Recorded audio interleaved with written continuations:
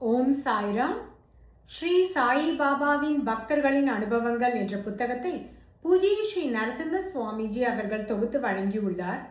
இதிலிருந்து ராம்கீர் புவா அவர்கள் நரசிம்ம சுவாமிஜி கிட்ட டிசம்பர் மாதம் 1936 அளித்த பேட்டியோட விவரத்தை நாம பார்த்துட்டு இருக்கோம். ராம்கீர் புவா சொல்றார், ஸ்ரீ சாயி பாபா எப்பவுமே குத்துச்சண்டை இதுலெல்லாம் பங்கேற்றதே கிடையாது. ஆனால் கங்காகீர் தான் குத்துச்சண்டை செய்பவர். அவர் ஒரு தடவை ஒரு மராட்டாவோட, அதாவது மகாராஷ்டிராவை சேர்ந்தவரோட குத்துச்சண்டையில் ஈடுபட்டார். அப்போ அவர் 2வது இடத்துல வந்தார். அதோடு அந்த குத்துச்சண்டை செய்கிறதையே அவர் விட்டுட்டாரு. அதை விட்டதுக்கப்புறம் அவர் துறவியாக ஆயிட்டாரு. அதனால தான் அவரை புவான்னு சொல்கிறாங்க அப்படிங்கிறாரு. அவர் துறவியாக ஆனதுனால அவரை ஸ்ரீ சாயிபாபாவை மீட் பண்ண உடனேயே ஸ்ரீ சாயிபாபா ஒரு மிக அற்புதமான சிந்தாமணி கல்லுக்கு நிகரான அல்லது அதற்கும் மேலான ஒரு மகான் அப்படிங்கிறத அவர் உடனே கண்டறிந்து கொண்டாரு அப்படின்னு சொல்லிட்டு இவர் இங்கே நமக்கு குறிப்பிடுறார். ராம்கீர் புவா எப்பவுமே அலைந்து திரிந்து கொண்டிருக்கவராம். எப்பவுமே வெளியில் எங்கேயாவது இருப்பார். அடிக்கடி ஷிரடிக்கு வருவார். ஷிரடியிலையும் அவ்வப்பொழுது தங்குற வழக்கம் உண்டு. ஸோ ஷிரடியில் இவர் கண்ணால் பார்த்த பாபாவுடைய அரிய லீலைகள், அற்புதங்கள், அது மட்டும் இல்லாமல் இவருக்கு யாராவது ஏதாவது சொல்லியிருந்தாலும் அந்த அற்புதங்கள், அந்த லீலைகளை நல்ல தீவிரமாக விசாரித்து அது உண்மைன்னு தெரிஞ்ச விஷயத்தை மட்டும்தான் இங்கே பகிர்ந்து கொள்கிறேன் அப்படின்னு நரசிம்ம சுவாமிஜி கிட்ட இவர் சொல்லியிருக்காரு. ஒரு முறை ஸ்ரீ சாயிபாபாவோட கண்கள் ரொம்ப செவந்து போயிடுச்சான், வீங்கி இருந்துதான். அப்போ ஸ்ரீ சாயிபாபா மிளகை நல்லா தூள் பண்ணி அதை குழைச்சி பேஸ்ட் மாதிரி பண்ணி அதை கண் இமைக்கு மேலே அந்த ஐலிட்ஸில் 10 மாதிரி போட்டிருக்காரு. அதுக்கப்புறம் அது உடனே அந்த கண் சரியாயிடுச்சு அப்படிங்கிறாரு. இதை இவரே அந்த அற்புதத்தை பார்த்துருக்கேன் அப்படின்னு சொல்கிறாரு. ஒரு முறை என்னாச்சா, ஸ்ரீ சாயிபாபா துவாரகமாயில் உட்காந்துட்டு இருக்கும் பொழுது திடீர்னு மராட்டியில் பாபா சொன்னாராம், முல்லா அந்த மார்கோசா மரத்துலேருந்து கீழே விழுந்து இறக்க போகிறான் அப்படின்னு சொல்லிட்டு தன்னுடைய கைகளை சங்கு மாதிரி இப்படி வச்சு, அதாவது யாராவது இறந்து போயிட்டா எப்படி சங்கு ஊதுவாங்களோ அந்த மாதிரி ஒரு ஓசையை பாபா எழுப்பியிருக்காரு. அப்போ இந்த ராம்கீர் புவா அங்கேயே கொஞ்சம் தூரத்தில் தான் உட்காந்துட்டு இருந்திருக்காரு. அதனால் பாபா சொன்ன வார்த்தைகள், பாபா எழுப்பின அந்த சங்கொலி எல்லாமே அவர் காதில் விழுந்திருக்கு. உடனே ஓடி போய் அந்த வேப்ப மரத்துக்கிட்ட போய் பார்க்கலான்னு இவர் போகும்பொழுது ஏற்கனவே அந்த பையன் பாபா இந்த வார்த்தையை சொன்ன அந்த க்ஷணமே அந்த ஒரு முகமதியரோட மகன் வேப்ப மரத்தில் ஏறி இருந்திருக்கான். அவன் பாபா இதை உச்சரிக்கும் பொழுது அவன் சரியாக அந்த மரத்துலேருந்து கீழே விழுந்திருக்கான், விழுந்து இறந்துட்டான். இவர் போய் அந்த மரத்துக்கிட்ட நிற்கிறதுக்குள்ளேயே மக்கள் எல்லாம் அங்கே கூட்டமாக கூடிட்டாங்க. ஸோ இது துவாரகமாயில் உட்காந்துருக்க பாபாவுக்கு அந்த வேப்ப மரம் கண்ணிலேயே படுறதுக்கு சான்ஸே இல்லை. இங்கேருந்து உட்காந்து பார்த்தா வேப்ப மரம் தெரியவே தெரியாது. ஆனால் சர்வாந்தர்யாமி, எல்லா இடத்துலையும் வியாபித்து இருக்கிற சர்வ வியாபியாக ஸ்ரீ சாய்பாபா இருக்கிறதுனால நடக்கவிருக்கிற அந்த ஆபத்து அவருக்கு தெரிஞ்சு அது நடந்துருச்சு அப்படிங்கிறதையும் அவர் சொல்லியிருக்கார் அப்படிங்கிறாரு இவர்.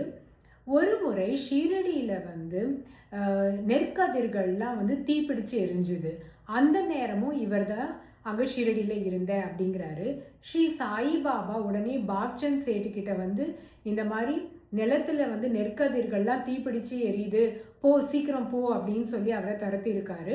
அவர் அங்கே போய் பார்த்தா அவரோட நிலத்தில் அவர் அடுக்கி வச்சுருந்த அந்த நெற்கதிர்கள் தான் தீப்பிடிச்சு எரிஞ்சிட்ருக்கு அப்படிங்கிறத அவர் பார்த்தாரு. அதை அவர் அணைக்கிறதுக்காக முயற்சி செஞ்சுருக்காரு. ஸ்ரீ சாயிபாபா மசூதியில் இருந்தபடியே தன்னுடைய கைகளால் ஏதோ சைகைகள் காமிச்சாராம். அந்த சைகைகள் காமிச்ச உடனே அந்த தீ அப்படி தீப்பிழம்பு அப்படி கொந்தளிச்சு எரிஞ்சிட்டு இருந்துதான். அது அப்படியே கீழே ரொம்ப சீக்கிரமே அந்த தீ அணைஞ்சிடுச்சு அப்படிங்கிற விஷயத்தையும் இங்கே பகிர்ந்து கொள்கிறார். அதுக்கப்புறம் ஒரு முறை இவர் எப்போவுமே ராம்கீர் புவா இங்கே அங்கே சுற்றிட்டே இருப்பார் அப்படின்னு சொல்கிறாரு இல்லையா.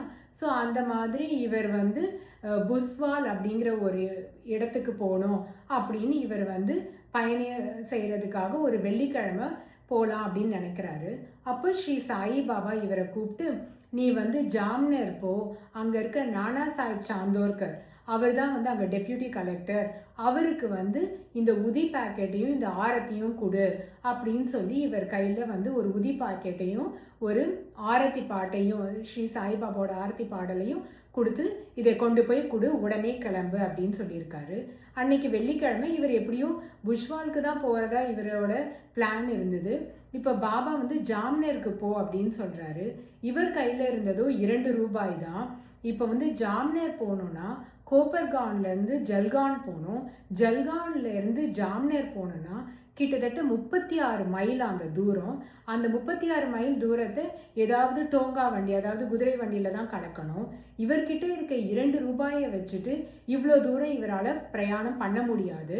அதனால இவர் பாபா கிட்ட சொல்லியிருக்காரு, பாபா என்கிட்ட அவ்வளோ பணம் கிடையாது ஜாம்னர் போகிற வரைக்கும், என்கிட்ட 2 ரூபா தான் இருக்குது, நான் எப்படி போக முடியும் அப்படின்னு பாபா கிட்ட கேட்ட உடனே ஸ்ரீ சாய்பாபா வந்து கடவுள் உனக்கு கொடுப்பாரு, நீ இப்போவே கிளம்பு அப்படின்னு சொல்லி ஆசீர்வாதம் பண்ணி இவரை கிளம்ப சொல்லிட்டாரு. சரின்னு இவர் மன்மாடு வந்து சேர்ந்திருக்காரு. மன்மாடு வந்து சேரும்பொழுதே இரவு 7:45 ஆயிடுச்சான். அங்கேருந்து இப்போ வந்து இவர் ஜல்கான் போகணும். ஜல்கான் வந்து சேரும்பொழுது விடிய காலையில் 2:45 ஆயிருக்கு. அங்கே வந்து ஒரே பிளேக் பரவி இருந்ததுனால ஒரே கெடுபிடியாக, அதாவது இதை தொடக்கூடாது, இங்கே போகக்கூடாது, இந்த பகுதியில் தான் நடக்கணும், அங்கெல்லாம் நம்ம போகக்கூடாது அப்படின்னு சொல்லிட்டு நிறைய ரெஸ்ட்ரிக்ஷன்ஸ் இருந்துதான்.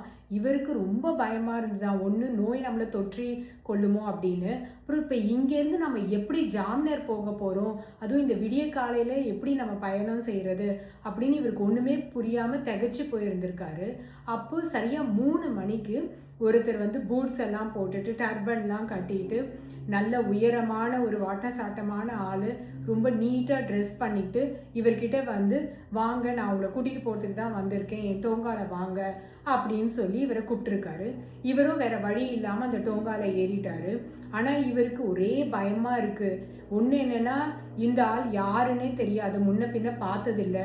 இவரை பார்க்கவும் வந்து கொஞ்சம் ஒரு மாதிரி பயமாகவும் இருக்குது இவருக்கு.